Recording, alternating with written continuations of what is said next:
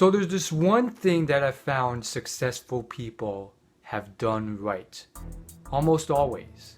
And it's the toughest thing to do right. And I wouldn't say all of them have gone through this, but a lot have. Whether you're talking people who have ended up creating billion-dollar empires, or people who have grown the largest possible social media following in the history of video. So again, we're talking PewDiePie and Sam Walton, and so on. I found that there's this one thing that they understand. And not everyone uses this, but it's very important. Now, what is that thing? What is that peculiar, interesting thing? It's really not that weird. It's actually pretty simple. Accurately deciding when you should listen to your heart, and by heart I mean just not literally your heart and your emotions and all that type of crap, but listen to your own judgment and ignore everyone else who's telling you not to do something. Deciding to ignore everyone else around you telling you not to do something and continue with your decision. And also knowing when you should listen to other people and take their advice. Now that's a very, very tough thing to do. That's a very tough thing to do, and everyone, like most people, get that wrong. How many young teenagers don't listen to their parents and they think that it's the right thing to do and that their parents know nothing, and then they go off doing drugs and all this stuff, and then once they're 30 years old they're like, oh, I should have listened to my parents, I regret all this, I shouldn't have ignored them, I shouldn't have ignored my friends and my peers, and look at me, now I'm a train wreck, I'm a cocaine addict, I'm in jail for the next 15 years, I'm screwed, this sucks. And so that's a very tough thing to do. And I mean, you're probably someone who has the good sense, if you're still watching this video, to actually have a bit of humbleness. Otherwise, for the most part, you wouldn't be watching this video. You would just be off doing your own thing, probably something outdoors. And again, I don't want to stereotype here, but I'm really happy if you have the sense to not be someone who's too arrogant to assume that maybe I'm possibly wrong. Maybe my sense is off. What if my sense is off? What if I choose to ignore others and I end up screwing up? So that's a very tough thing to do. How do they do it right? First off, let me just give you some examples because I think that's more important here. I want to illustrate to you people, successful people, really successful, amazing people who have done this so well. The first is Elon Musk. This guy is a billionaire. He is one of the founders to 3 very successful companies, SpaceX, Tesla, and PayPal. And again, these companies are huge, very innovative. He built electric cars. He did all this crazy stuff.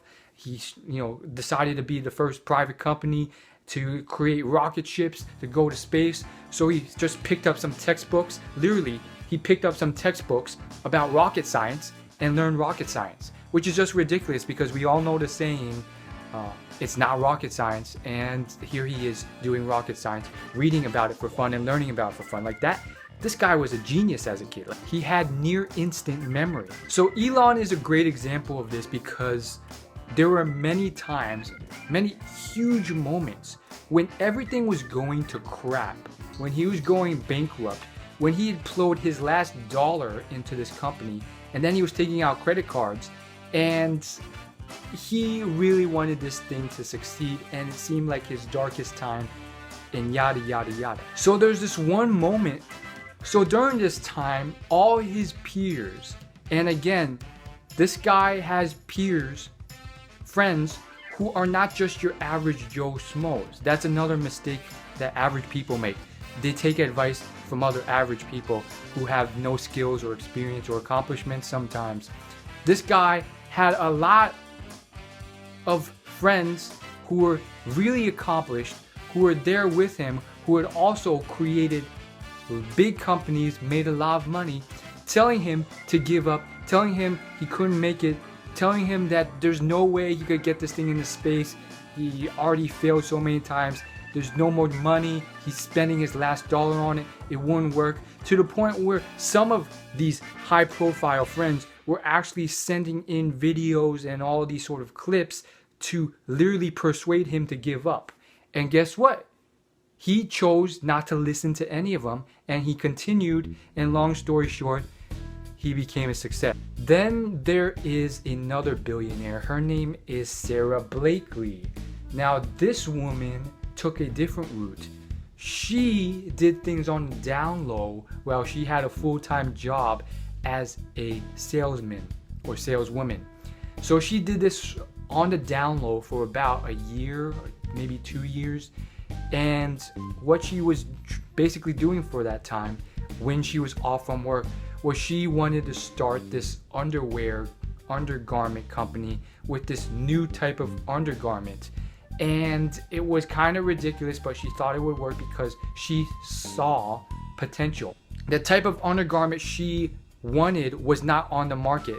And she realized that the people who were making the types of undergarment that were out there were men who didn't understand how uncomfortable it was for women.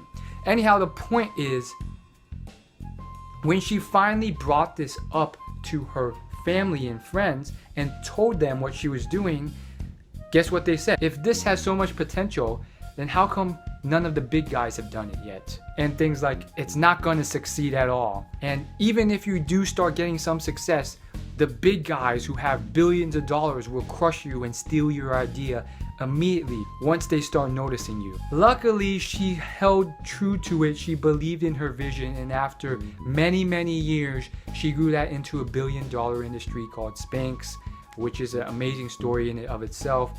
And here she is, female billionaire. Then there's PewDiePie, who has probably hit maybe 41 million subscribers or higher by the time this video has gone up onto YouTube, which is just incredible. And he's still growing. I think he'll hit 50. I think he'll hit 60. I mean, this guy, I don't think he's lost his passion for gaming. And I mean, he could be doing this for the rest of his life. Heck, he might hit 100 million if he keeps at it, but who knows? Like, YouTube's a weird place. I've seen a lot of #1 spots come and go, but never have I seen someone who has such passion and is still delivering every single day. So we'll see what happens. The point is, PewDiePie did a video recounting his whole history and journey with YouTube.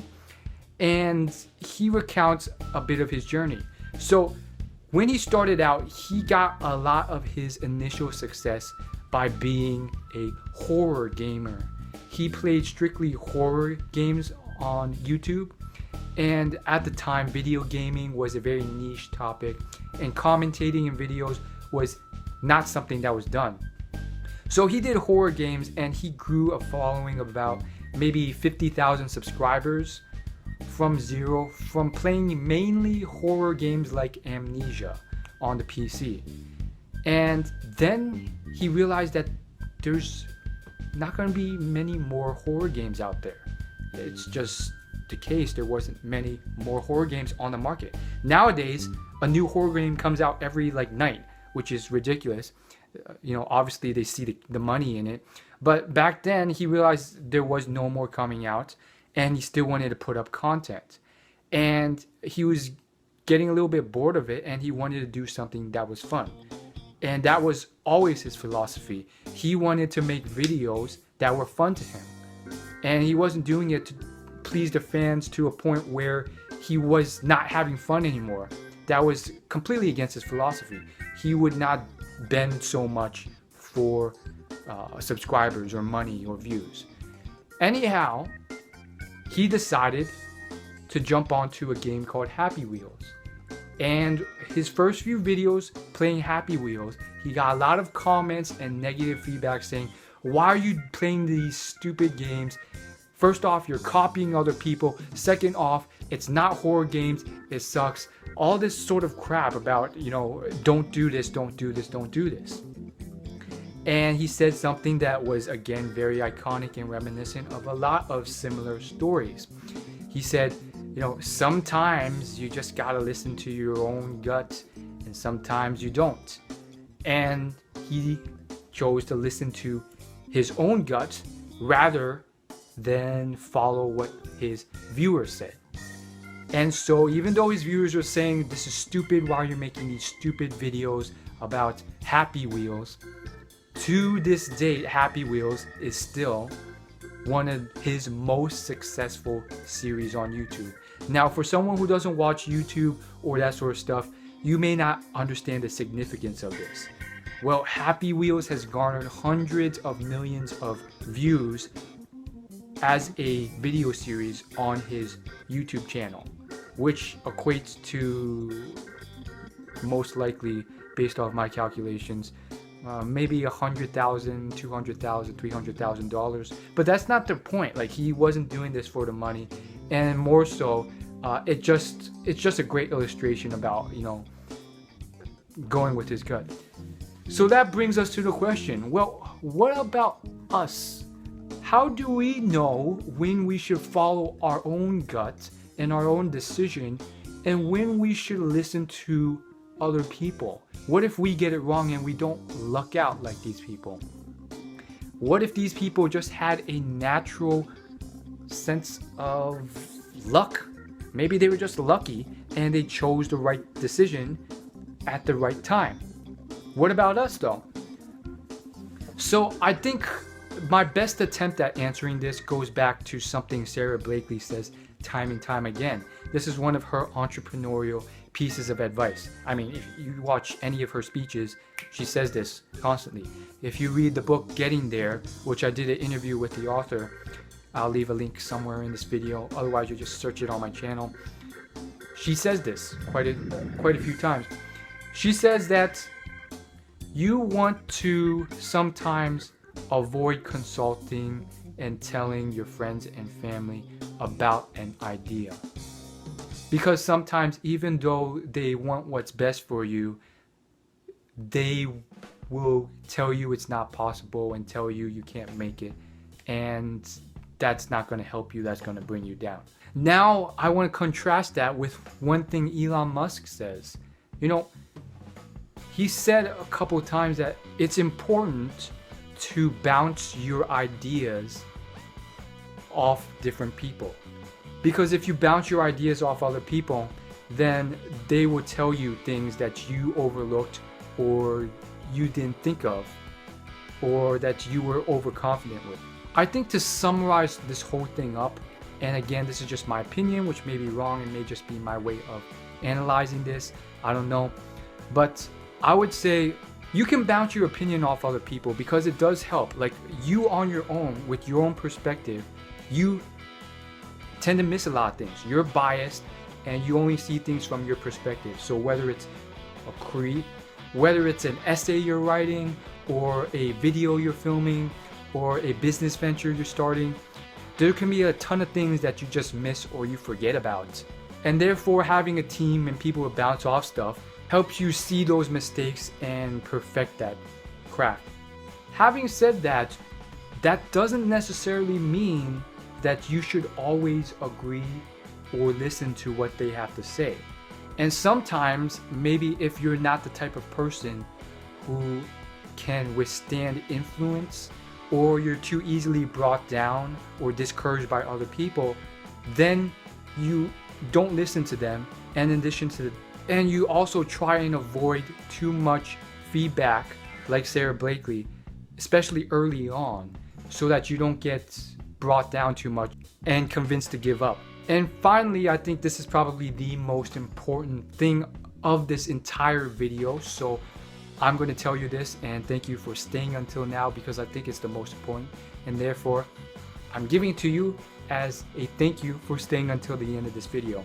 I think the common theme that PewDiePie, Elon Musk, Sara Blakely has is that they loved and enjoyed what they were doing, and because of that, it was a situation where there was little downside and enormous potential upside. Elon Musk is a great example. He loved what he was doing. He really, really wanted to get a rocket ship into space. He really, really wanted to get Tesla Motors and the electronic car business fully functioning and to be at the top of the industry. And if he failed, Who cares? This guy literally lived off $1 a day for fun for an entire month just to see if he could. Had he failed and went bankrupt and whatever else happened, you know, he had nothing to lose. He would have been back to where he was and probably smart enough to make more than $1 a day to support himself. So he had no real downside. He wasn't like at risk of dying from doing this. Sara Blakely, same thing. Had she continued and failed her business, at least she kept trying until some other force forced her to fail, rather than herself giving up. And even if she fails, what happens? She's back to being a salesperson. There is no downside for the most part. PewDiePie, if you watch his earliest videos, if you watch his videos where he's talking about YouTube, which are few and tough to find, but I've seen them all, he talks about how ever since he started, one of the very first videos he did, he talked about this. And then now he's still talking about this. He says he never did this to become famous or anything. He did it because he had a lot of fun making video gaming YouTube videos. And he loved it and enjoyed it and did it. And I mean, he wanted to do something he had fun doing. And for him, his perspective was, if I do this, I'll enjoy it, I'll have a lot of fun. If I don't do it, then maybe my viewers will be happy, but I won't have a lot of fun. This channel will die anyways, kind of, because there's not much more horror games I can do. So, I mean, there's really no downside, really nothing to lose anyway. Again, that's just my whole model and theory of this whole thing. Could be potentially completely wrong. As always, like and subscribe. I think I've just lost my voice from talking so much, and this thing's gonna be really hard to edit because I messed up so many times. As always, thanks for watching, and I'll see you in my next video. Peace.